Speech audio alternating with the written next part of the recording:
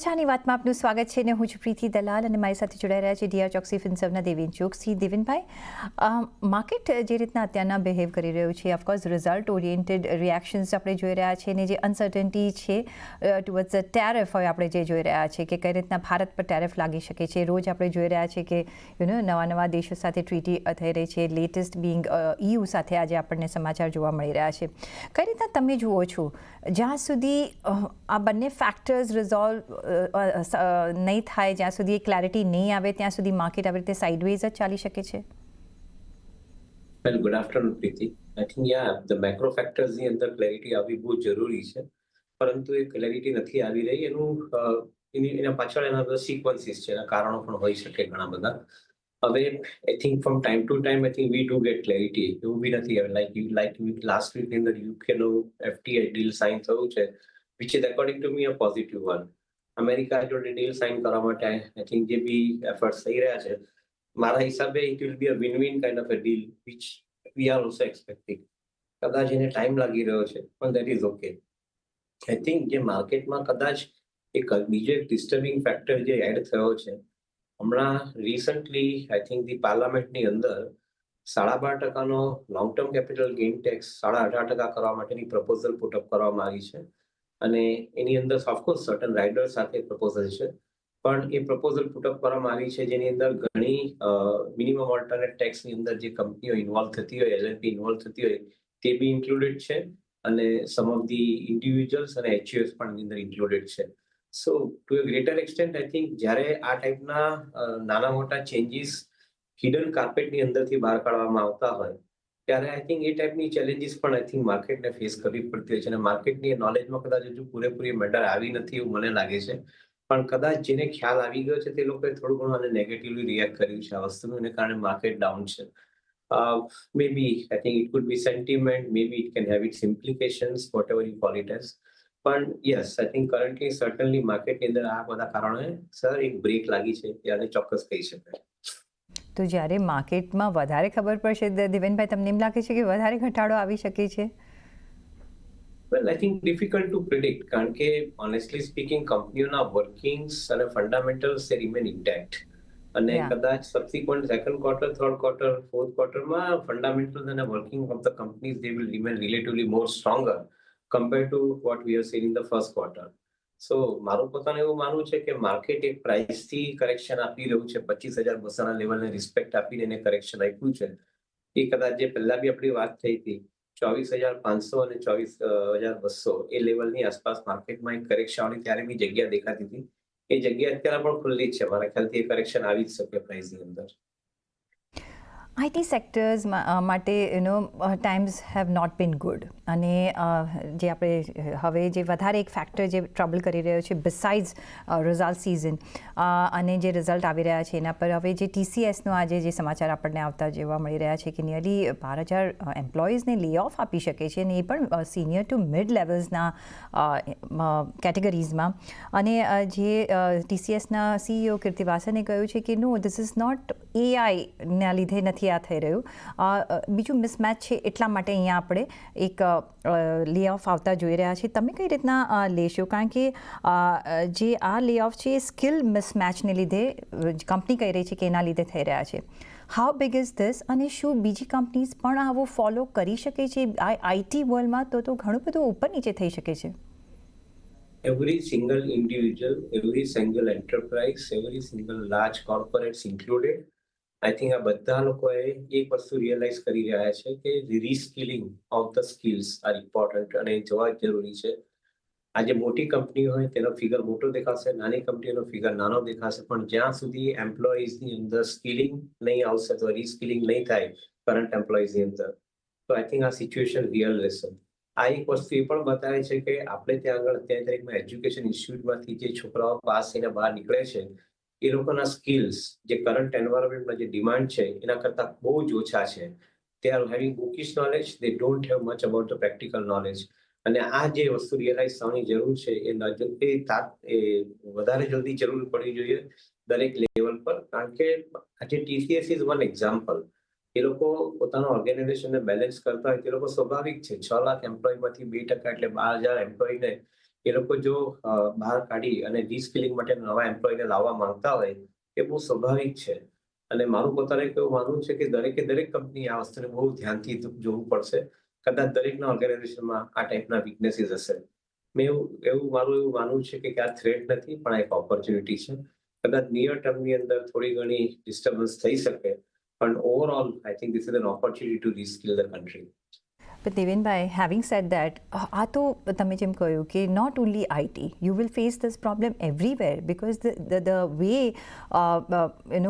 જે નવા ફોર્મ્સ આવી રહ્યા છે, ડિજિટાઇઝેશન થઈ રહ્યું છે, એટલા હદ પર જો એડ્યુકેશનલ ઇન્સ્ટિટ્યુશન્સ હોય કે કોર્પોરેટ્સ હોય, જો એ એમના એમ્પ્લોઈઝને એટલું સ્કિલ ડેવલપમેન્ટ નહીં આપે તો ઓફકોર્સ એમના કંપની પર તો માર પડી શકે છે, પણ પરફોર્મન્સ પર પડી શકે છે. ક્યાં વધારે તમને ડેન્જર આનું લાગી રહ્યું છે? કયા સેક્ટર્સમાં તમને વધારે આ ડેન્જર લાગી રહ્યું છે? No, you can't single out anything. White collar છે કે પછી બ્લુ કોલર જોબ્સ છે, એમાં તમે સિંગલ આઉટ નહીં કરી શકો. એનું કારણ છે કે જે કરંટ રિક્વાયરમેન્ટ છે એ રિક્વાયરમેન્ટની અંદર સ્કિલિંગ જો મેચ નહીં થશે તો પ્રોબ્લેમ સ્ક્વેરલી બધી જ જગ્યાએ આવશે. આમાં એક સૌથી મોટો એક ઇશ્યુ અમે લોકો એ પણ જોઈ રહ્યા છે કે જે છોકરાઓ સ્કૂલમાંથી પાસ થઈને સારા એજ્યુકેશન સાથે આવી રહ્યા છે એ લોકોનો એટીટ્યુડ પણ આઈ થિંક ઘણે બધે અંશે આઈ થિંક વીક છે. એટલે બેઝિક ગ્રાઉન્ડિંગ જે કહીએ એથિકલ પ્રેક્ટિસીસ સાથેનું એ બહુ વીકનેસીસ જોવા મળી રહી છે.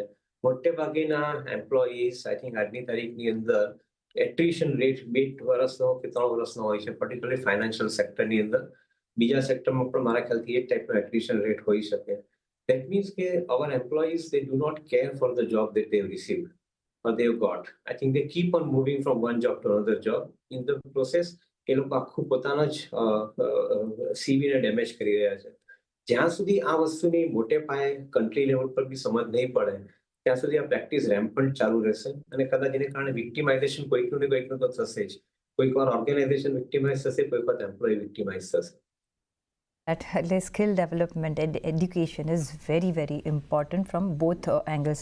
પણ to move on, banking counters પર એક નજર કરી લઈએ કારણ કે ઓવર ધ વીકેન્ડ આપણે કોટક મહિન્દ્રા બેંક ઓફ બરોડાના નંબર્સ આવતા જોયા અને જે બધા જ બેંક્સ જે પ્રોબ્લેમ ફેસ કરી રહી છે, મેજોરિટી જે અત્યાર સુધીના નંબર્સ આવ્યા છે, એક તો નિમ્સમાં એક એમને માર પડી રહ્યો છે, એસેટ્સ જે છે એનપીએઝ હોય એમાં થોડો આપણે એક વધારો થતા જોઈ રહ્યા છે, કોસ્ટ ઓફ ફંડ્સ વધી રહ્યો છે in spite of so much liquidity provided by RBI. કઈ રીતના તમે જોઈ રહ્યા છો? આ તમને લાગે છે કે અમુક ક્વાર્ટર્સની સ્ટોરી છે કે આગળ જતાં આપણે થોડું ચેતાવવું જોઈએ? આઈ think this is also good indication કે કઈ કંપનીઓ આવા મુશ્કેલ સમયની અંદર પરફોર્મન્સ લાવી રહી છે અને કઈ કંપની નથી લાવી રહી.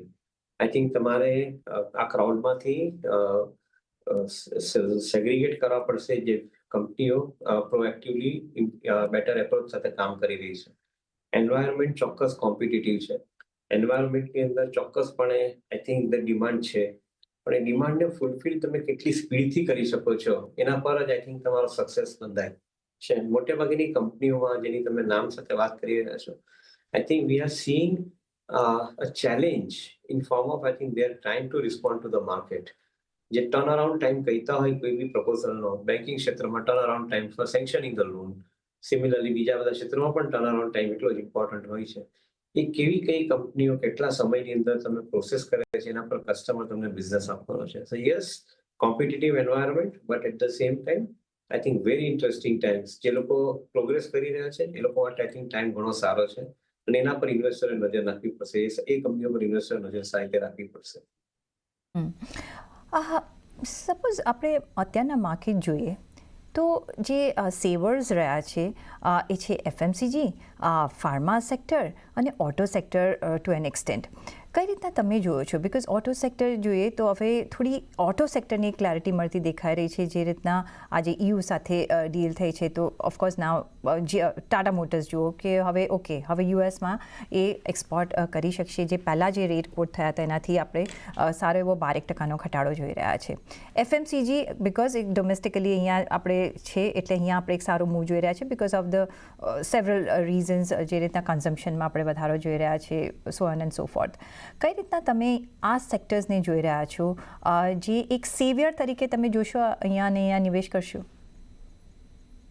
આઈ થિંક ડિસ્ક્રિશનરી અને નોન ડિસ્ક્રિશનરી બંને લેવલ પર જે સ્પેન્ડિંગ ઇન્ક્રીઝ થઈ રહ્યા છે એની પાછળનું મહત્વનું કારણ જેમ જેમ ટેક્સ રેટની અંદર ઇન્ડિવિજ્યુઅલ આપતા પૈસા બચે છે અને જેમ જેમ કોસ્ટ ઓફ ફંડ નીચે આવતી જાય છે એ પ્રમાણે આઈ થિંક બંને જગ્યાએ સ્પેન્ડિંગ માટે પોતાની on capital as well as borrowed capital use થઈ રહી છે.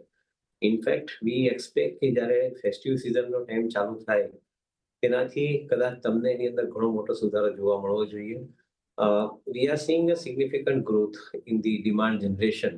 May not happen in one quarter, it will happen successively over a period of few quarters.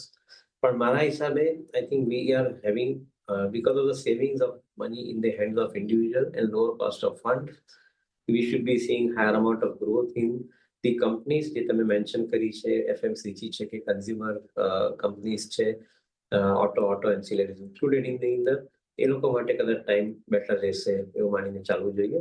ભલે ગ્લોબલ ટેરિફના સિચ્યુએશનમાં પણ જે બદલાવ થઈ રહ્યો છે એનાથી પણ એક બેનિફિટ મળી રહ્યો છે ઇન્ડિયન કંપનીઓને. So that should be also helpful to many of the companies including for our exports કે જ્યાં આગળ મોટી ગ્રોથ આવવા માટેની આવનારા 5 વર્ષ માટેની એક તેજી થઈ શકે. તે રીતે PLI સ્કીમ થકી કોર્પોરેટ સેક્ટરને બેનિફિટ મળ્યા પાસની અંદર મારા હિસાબે જે FTA સાઇન થઈ રહ્યા છે એનાથી આવનારા 5 વર્ષની અંદર મોટા બેનિફિટ કોર્પોરેટ સેક્ટરને મળવા જોઈએ. So keep an eye on some positive developments. I think થોડું ઘણું ડિસ્ટર્બન્સ નિયર ટર્મમાં રહેશે એ માનીને ચાલવું જોઈએ. જે સો કોલ ન્યૂ એજ કંપનીઝ હવે ઓફકોર્સ દે હેવ ઘણા બધા યર્સ પસાર કર્યા છે, પેટીએમ, નાયકા, યુ સી કે એક હવે ray of hope, ray of light તમે અહીંયા જોઈ રહ્યા છો, and they are settling down in their businesses, in their forms. અને જે પેટીએમનું આપણે જોયું કે ફર્સ્ટ ટાઈમ એવર એમને પ્રોફિટ એ કર્યું, ઘણા પેન થ્રુ આ કંપનીઝ ગઈ છે. આ સેક્શન ઓફ એરિયામાં કઈ રીતના તમે નજર રાખશો અને નિવેશ કરશો? ઝોમાટો, એટર્નલ જુઓ, ઘણા બધા એક્ઝામ્પલ્સ છે, કઈ રીતના તમે જોશો? બહુ સિમ્પલ છે, બહુ કોમ્પ્લિકેટેડ કરવા જેવું નથી. ટેકનોલોજી કન્ઝ્યુમર માટે બહુ પાવરફુલ છે. ઇન્વેસ્ટરનું ધ્યાન ફક્ત રાખવું જોઈએ એ લોકોએ રિટર્ન ઓન કેપિટલ એમ્પ્લોયડ. આજે સપોઝ 3 લાખ કરોડનું માર્કેટ કેપિટલાઇઝેશન એક કંપનીનું હોય અને તમે 15% રિટર્ન ઓન કેપિટલ એમ્પ્લોયડ માંગતા હો, તમે 45,000 કરોડનો પ્રોફિટ તમે એ કંપનીનું માંગી રહ્યા છો. Whether that money is getting produced is a question mark. I think કદાચ એ ઇશ્યુ કદાચ એગ્રેસિવ બી લાગતો હોય, 45,000 કરોડની જગ્યાએ 4,500 કરોડનો બી એક વખત પ્રોફિટનો ફિગર તમે સામે મૂટઅપ કરો, you have to critically evaluate કે ક્યારે એ આવશે. Even though these companies are growing at 25-30% rate of revenue growth, when would they make money? Close to, I think, the number which I have spelled out. કારણ કે જે competitive બીજી કંપનીઓ યુનિવર્સમાં operate થઈ છે, એ લોકો 3 લાખ કરોડના માર્કેટ કેપ પર ઓપરેટ કરતી હોય, એ લોકો 4,500 કરોડનો પ્રોફિટ કમાય છે. આ કંપની જ્યારે કમાશે એ ક્વેશ્ચનનો આન્સર મળે, ડેફિનેટલી આઈ થિંક ઇન્વેસ્ટરે બાય કરવા માટેનો એપ્રોચ કરવો જોઈએ. મારા હિસાબે હજુ સુધી મને આન્સર નથી મળ્યો. ઓકે, ઓફકોર્સ એટલે અહીંયા ઓફકોર્સ આપણે ધ્યાન રાખતા રહીશું. ઘણા બધા એવેન્યુઝ છે, પિક એન્ડ ચૂઝ કરવાનું રહેશે. પણ અત્યારના માટે સમય આટલો જ છે. દેવેનભાઈ, ઘણો આભાર તમારો અમારી સાથે જોડાવા બદલ. પણ જતા પહેલાં તમારા કોઈ ડિસ્ક્લોઝર્સ? આઈ થિંક કદાચ નામ સાથે અથવા રેફરન્સ સાથે અમુક કંપનીનો ઉલ્લેખ થયા હશે. સેફ ડિસ્ક્લોઝર કે કોઈ બી કંપનીમાં ઇન્વેસ્ટ કરતા પહેલા તમે તમારા ઇન્વેસ્ટમેન્ટનો અભ્યાસ કરી તમારા એડવાઇઝરને કન્સલ્ટ કરીને પછી ઇન્વેસ્ટ કરો. જે બી વાત કરી એને ટીપ તરીકે નહીં લેતા, અને at the same time I think safe to assume દરેક કંપનીની જેની વાત થઈ તેની અંદર અમારા રિસર્ચ ઓર્ગેનાઇઝેશનનો, ફંડ મેનેજમેન્ટ ઓર્ગેનાઇઝેશનનો અથવા પર્સનલ પોર્ટફોલિયોઝ ઇન્વેસ્ટમેન્ટ્સમાં પણ અમારો આ કંપનીઓમાં બાઇંગ અથવા હોલ્ડિંગ ઇન્ટરેસ્ટ હોઈ શકે. જી દેવેનભાઈ, ઓન દેટ નોટ ઘણો આભાર તમારો અમારી સાથે જોડાવા બદલ.